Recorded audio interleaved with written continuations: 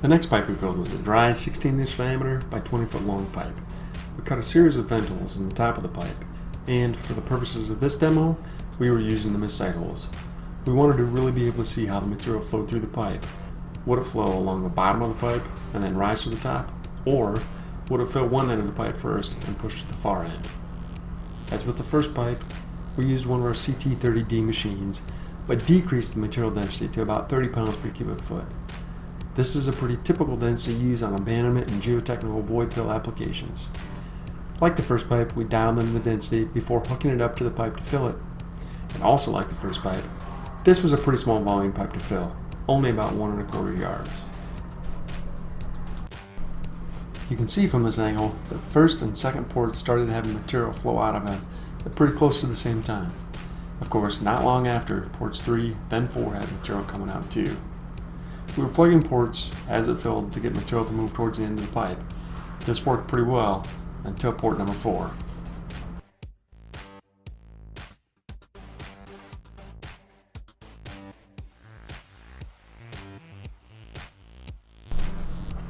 Taking a look at the material flow from another angle gives a really interesting perspective on how the material flowed through the pipe.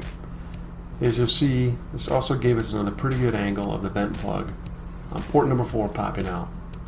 Even so, we did get some material to come off the vent pipe at the end, as you'd see in normal pipe abandonments.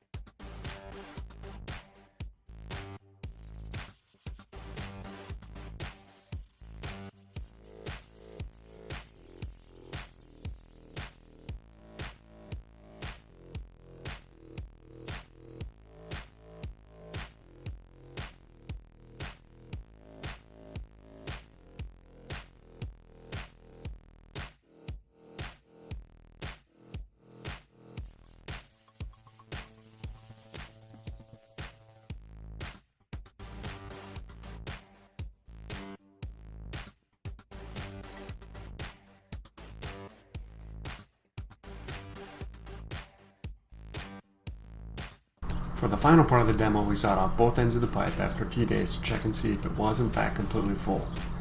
Looking at the pics of each pipe, you can see the fill end is 100% full, and the vent end does have just a bit of a gap at the top. We didn't use a vertical vent pipe on the end, or plug and cap it like you'd normally do, so seeing this wasn't too unexpected or concerning. Overall though, we were pretty happy with how both these pipe fills went. Thanks for checking us out.